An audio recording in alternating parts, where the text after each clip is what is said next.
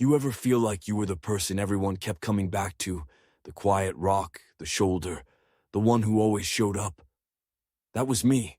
I was the friend people called when their world was falling apart. I was the fixer, the ear, the one who stayed. I gave everything. And then I found out they'd been using me. This is my story. I'm not the loud guy in the room. I'm socially awkward. Making friends never came easy.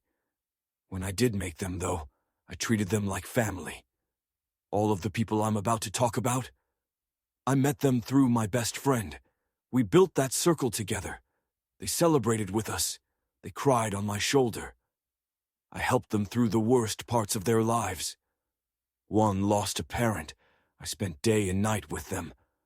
One was harassed at work. I helped her find employment. Another got kicked out for being gay. I let him live with me for months until he got back on his feet. I helped a buddy start a business when nobody else would invest. I drove across states, sat in waiting rooms, paid medical bills when she had surgery. I was on call. Every time they needed something, I was there. So when I discovered 1 month ago what was really happening behind my back, it felt like someone pulled out my support beams. It started with a dull, sickening feeling. Little clues, little absences. Quick glances at phones, laughs that stopped when I walked in the room. Then one night, I went into my girlfriend's phone, and I saw it all. Photos, flirty messages, group chats with private plans. Texts where they call me names, call me the quiet one they can use. I read messages where my girlfriend and my best friend confess things to each other. I love you. We can keep this quiet. We still need him sometimes. They'd been seeing each other for at least a year. I sat there with the phone in my hand and my life unfolding into screenshots. Every moment of care I'd given them, the rides, the money, the late-night talks, was now revealed as the scaffolding they'd leaned on while doing what they weren't willing to tell me.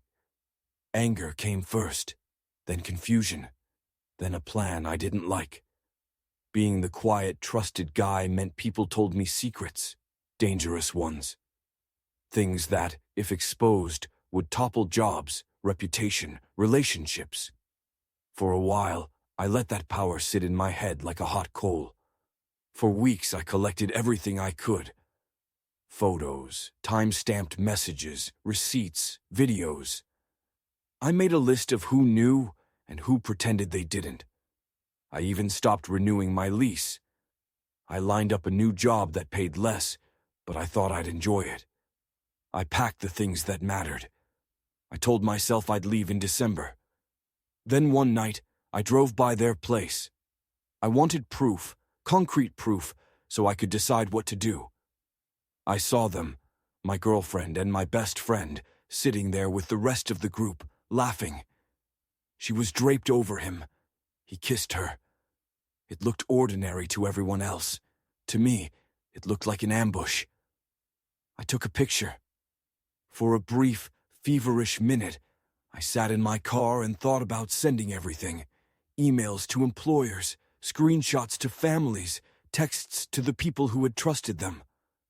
I imagined the fallout, the phone calls, the apologies after the damage.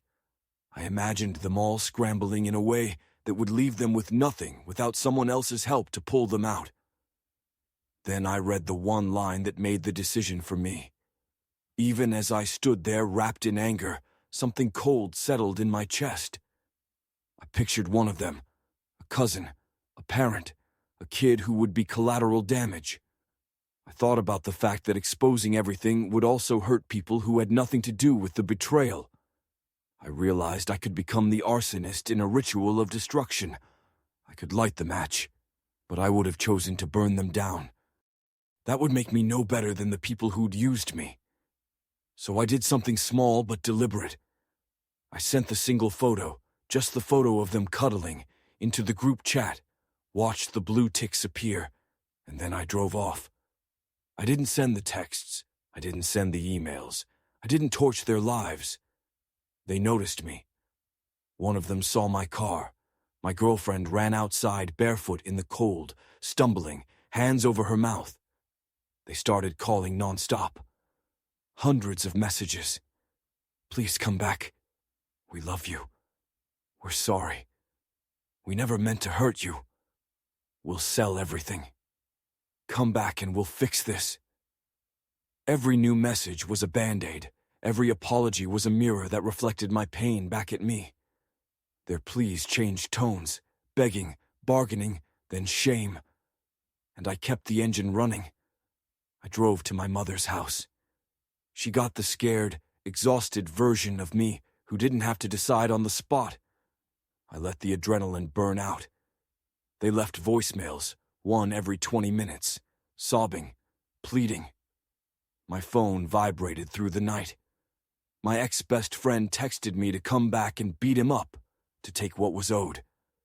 My inbox filled with people asking me to forgive them, wanting to be friends again. I read them all, one by one, and with each read, something in me healed. The anger thinned. The desire for revenge cooled. I felt the impossible freedom of someone who didn't have to act right away. I changed my number on Monday. A week later, I walked a little lighter. Not because the hurt was gone, it wasn't, but because I had not become them. Revenge would have felt powerful in the moment. It would have felt like justice. But it would also have left holes, gaping holes I would have to live in. I had a chance to be better. I chose that chance. They still reach out sometimes. Some apologize genuinely. Some don't. My ex, the person I trusted most, left. My best friend chose a momentary thrill over a decade of loyalty. The group fractured in ways I hope they'll someday understand. The future I found a new job that pays less but gives me time back. I'm rediscovering the small parts of myself that I shelved for them. I call people who treat me like a human, not a utility. I sleep a little more. I read books I like. I cook things without asking anyone. I'm not in a rush to replace what I lost. And, strangely, I'm grateful. Not for the betrayal. Who would be grateful for that? But for the truth. The truth uncluttered everything. You learn who you were, who your people really are, and who you don't want to carry forward. If you're sitting where I sat, heartbroken, furious, wanting to blow it all up, know this: you have power. Not the power to wreck lives, but the power to choose your response. You can be the person who burns bridges for momentary applause, or you can be the person who rebuilds a life, piece by careful piece. Both are choices. Both have costs. I chose to walk away without setting fire. I kept my hands clean, my conscience intact, and my future open. If this story connects with you, leave a comment. Tell me what you do. And if you're healing, I see you. Keep going, one day at a time.